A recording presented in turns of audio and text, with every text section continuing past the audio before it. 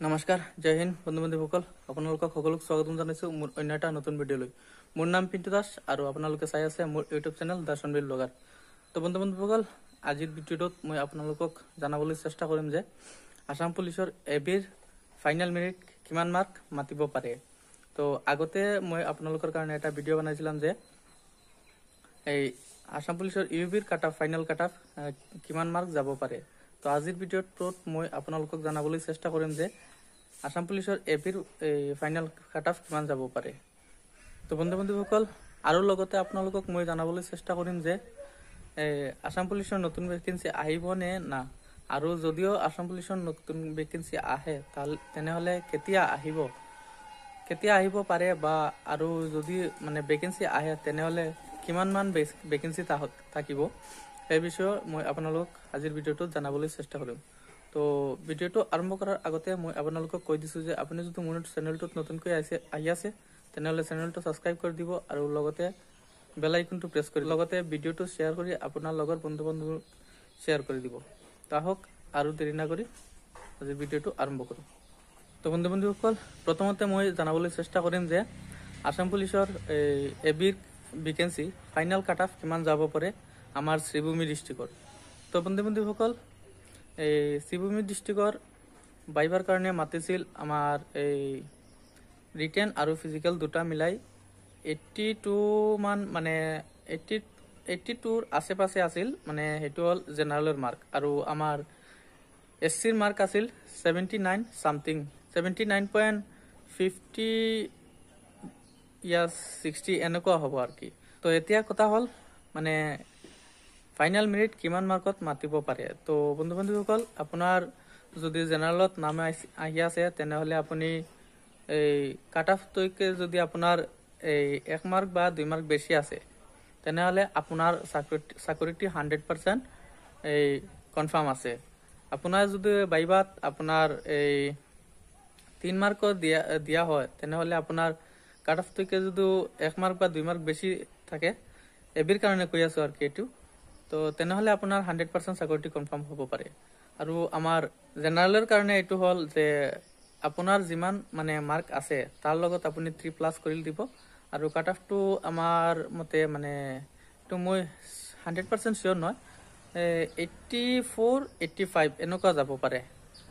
তো আপোনাৰ যিমান মাৰ্ক আছে তাৰ লগত আপুনি আৰু 3 মাৰ্ক এড কৰিলে মানে কাটঅফ তৈকে যদি আপোনাৰ 1 মাৰ্ক বা 2 মাৰ্ক বেছি থাকে তেনেহলে কৈ আছো যে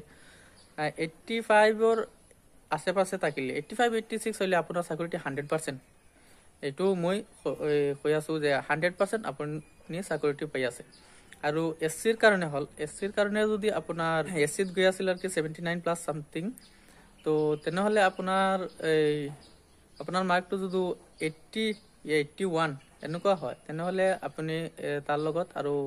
3 এড কৰি দিলে আপোনাৰ জেনাৰেল তৈকে 1 মাৰ্ক বা 1.5 মাৰ্ক এনেকুৱা কম যাব পাৰে তো আমাৰ মতে এসসিৰ কাৰণে ফাইনেল মেৰিটটো যাব পাৰে আপোনাৰ 83 সামথিং বা 84 সামথিং মানে 1 মাৰ্ক আপোনাৰ কম বেছি হ'ব পাৰে মই মানে 100% শিওৰ নহয় এটা এক্সপেক্টেড কাটঅফ বনাই আছো আৰ কি আপোনাৰ লোকৰ কাৰণে তো বন্ধু বান্ধৱীসকল আপুনি যদি এসটি ওবিসি এনেকুৱা হয় তো আপোনাৰ যদি কাটঅফ তৈকে মানে 1-2 মাৰ্ক বেছি হয় তাৰ লগত আপুনি আৰু মানে 3 মাৰ্ক প্লাস কৰি লবা কাৰণ এটা এভারেজ মার্ক এটা দিব আর কি আপনার কোন কারোবা দিব পারে 3 কারোবা দিব পারে 4 মানে 5 মার্ক খুব কম মানুহক দিব আৰু 4 মাৰ্ক তো সেই কাৰণে মই এটা এভাৰেজ মাৰ্ক ধৰি লৈছো যে আপুনি 3 মাৰ্ক আপোনাৰ কাটঅফ আপোনাৰ যিমান মাৰ্ক আছে তাৰ লগত আপুনি মানে 3 মাৰ্ক প্লাস কৰি লব তো বন্ধু বান্ধৱীসকল এইটো আছিল আমাৰ এবিৰ কাৰণে এক্সপেক্টেড কাটঅফ এইটো হল আমাৰ কৰিমগঞ্জ ডিস্ট্ৰিক্টৰ তো বন্ধু বান্ধৱীসকল এইটো আছিল আমাৰ শ্ৰীভূমি ডিস্ট্ৰিক্ট বা কৰিমগঞ্জ ডিস্ট্ৰিক্টৰ এই এবিৰ এক্সপেক্টেড কাটঅফ